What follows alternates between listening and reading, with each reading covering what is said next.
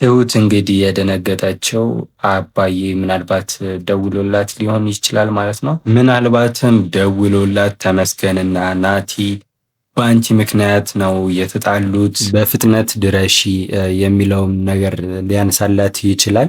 ምክንያቱም ናቲ አሁን ላይ ተመስገንን ወቅቶ ጉዳት ቢያደርስበትም የተመስገን እዛ ቤት መሆንና የትሁት እሱን መንከባከብ በጣም አበሳጭቶታል ማለት ነው። ናቲ ተመስገንን መውጋቱ ትሁትና ተመስገን እንግዲህ በድጋሚ እንዲቀራረቡ እያደረጋቸው ነውና ይሄ ነገር ደግሞ እሱን በጣም እያናደደው ነው። ተመስገንም አሁን ላይ ናቲን እያለው ያለው ነገር ስለወጋኸኝ በጣም አመሰግናለሁ፣ ትሁት እኔን እንድትንከባከበኝ ድጋሚ ወደ እኔ እንድትቀርብ አድርገሃል ሲለው ነበረ።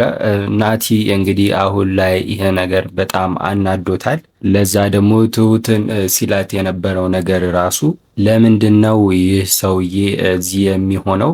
ለምን ወደ ቤተሰቦቹ አይሄድም? ለምንድነውስ ወደ ሀገሩ የማይሄደው?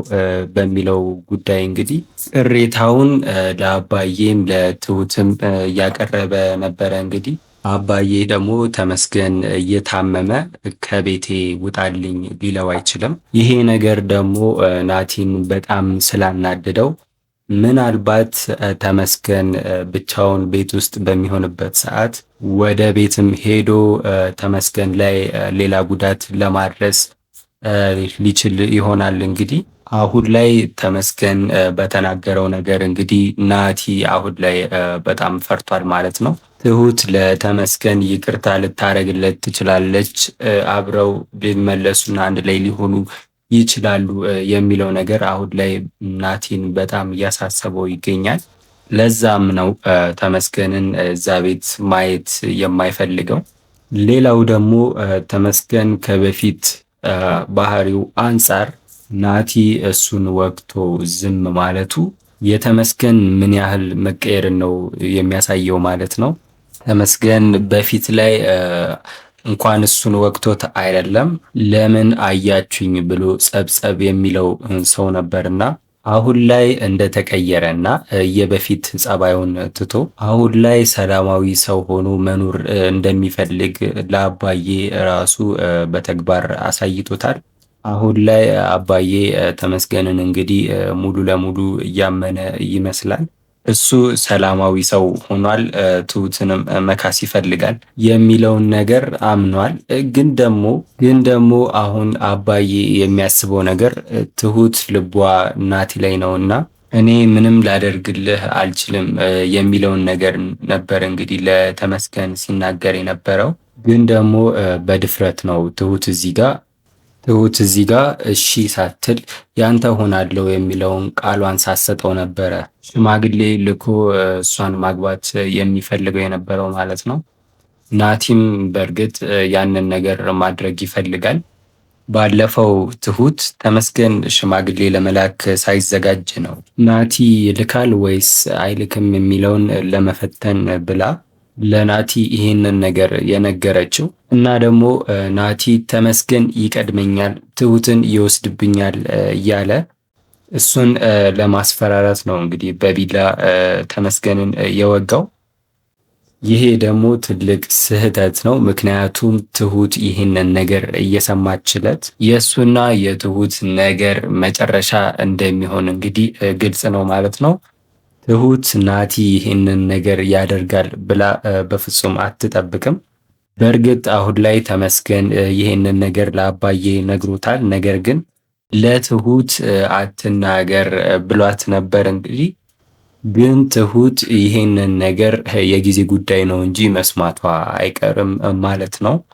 ምናልባትም አባዬ ለተመስገን ወይንም ደግሞ ናቲና ተመስገን ስለዚህ ጉዳይ ሲከራከሩ ዛሬ ሲለው እንደነበረ ስለወጋኸኝ በጣም ነው የማመሰግነው። አንተ እኔን በመውጋትህ ትሁት ቀርባኛለች፣ ይቅርታ ልታደርግልኝ ነው የሚለውን እንዲህ እያሉ ከተመስገን ጋር እና ናቲ ሲያወሩ ትሁት እዛ ቤት ነው የምትኖረውና በአጋጣሚ ይሄንን ነገር ከሰማች ናቲ ላይ እንግዲህ መቀየሯ የማይቀር ነውና አንተም እንደ እናትህ ነህ፣ ጸባይህ ከእናትህ ጋር ተመሳሳይ ነው በሚለው የኔና የአንተ ነገር እዚህ ላይ ያበቃል ማለቷ አይቀርም ማለት ነው። ከዛ አንጻር ደግሞ የምንረዳው ወደፊት ያው የጊዜ ጉዳይ ነው እንጂ ተመስገንና ትሁት አንድ ላይ እንደሚሆኑ ነው የምንረዳው። በእርግጥም ናቲ ይሄንን ነገር ፈጽሞ አልተገነዘበም። ምክንያቱም እሱ አስቦ የነበረው ተመስገንን ወቅቶ ከዛ በኋላ ተመስገን ፈርቶ ይሸሻል። ከዛ በኋላ ትሁትን የእኔ አደርጋለሁ የሚለው መንገድ ነበር ያሰበው፣ ግን በጣም የተሳሳተ መንገድ ነበር የመረጠው። የናቲ የተሳሳተ መንገድ እንግዲህ ለናቲ ደግሞ ጥሩ እድል አምጥቶለታል። ሲያመሰግነው ነበረ። እንግዲህ ይህንን አጋጣሚ ተመስገን ለመጠቀም እየሞከረ ይገኛል። አባዬንም እንግዲህ እዛ ጋ ተመስገንን ሙሉ ለሙሉ እንዲያምነው አድርጎታል። እና ደግሞ ትሁትም ለተመስገን አንድ እድል ልስጥ የሚለውን ሀሳብ እንግዲህ እንድታስብ ሊያደርጋት ይችላል ማለት ነው። አባዬም እንግዲህ ተመስገንን የወጉት ሌቦች ናቸው ወይም ሌላ ሰዎች ሊሆኑ ይችላሉ፣ ከእሱም ጋር ከዚህ በፊት ቂም የነበራቸው ሰዎች ሊሆኑ ይችላሉ ብሎ ነበረ ያሰበው። ለዛም ነበር አባዬ እንግዲህ ይህንን ነገር ለምን ለፖሊሶች አታመለክትም እያለ ሲጠይቀው የነበረው። ነገር ግን ይሄንን አለማድረጉ አባዬ ናቲን በጥርጣሬ እንዲያየውና ለሱ መጥፎ አመለካከት እንዲኖረው አድርጎታል ማለት ነው። ለዛም ነበር እንግዲህ ትሁትን ሰዎች ጥቅመኛ ናቸው፣ የሆነ ጥቅም እስኪያገኙ ነው እኛ ጋር የሚቆዩት ሲላት የነበረው። እንደዚህ እንደዚህ ያሉ ምሳሌዎችንም ለሷ ሲጠቅስ የነበረው። ለዛም ነበር ሰውን አውቀዋለሁ እርግጠኛ ነኝ አትበይ የሚለውን ነገር ሲነግራት የነበረው። እሷ ስለ ቤቢ እና ስለ ቤቲ ያለውን ነገር ስታወራው ማለት ነው ይሄንን ያላት። አባዬም በዛ ንግግር ውስጥ ስለ ናቲ ለትሁት እያላት ነው ማለት ነው። ናቲን አውቀዋለሁ፣ ናቲ ጥሩ ሰው ነው የሚለውን ነገር ናቲ ጥሩ ሰው መሆኑን እርግጠኛ መሆን አትችም ማለቱ ነው እንግዲህ።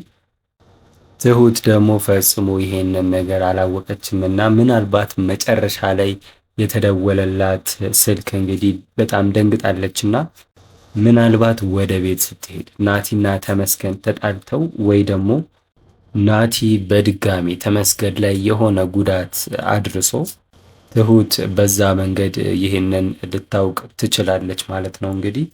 ነገር ግን ናቲ ያንን ነገር እንኳን ባያረግ እራሱ የመረጠው መንገድ ተመስገንን መውጋቱ ብቻ እንግዲህ ከትሁት ጋር እስከ መጨረሻው ያቆራርጠዋል። ስለዚህ ተመስገንም እንደተመኘው እንግዲህ ከትሁት ጋር ሆነው እንግዲህ አንድ ላይ ሊቀጥሉ ይችላሉ እና ልጃቸውንም እንግዲህ በሰላም ሊያሳድጉ ይችላሉ ብለን እንጠብቃለን። ቤተሰብ እንግዲህ ሀሳብ አስተያየታችሁን በትሁት ዙሪያ ያለውን እንግዲህ ኮሜንት ላይ ሀሳብ አስተያየታችሁን ሼር አድርጉን። እንዲሁም ቻናላችንን ደግሞ ላይክ፣ ሰብስክራይብ እያደረጋችሁ እንድትቀላቀሉን ግብዣችን ነው። በቀጣይ በአሪፍና በምርጥ ቪዲዮ እስከምንገናኝ ድረስ ሰላም ቆዩልን እንላለን። ቻው ቻው።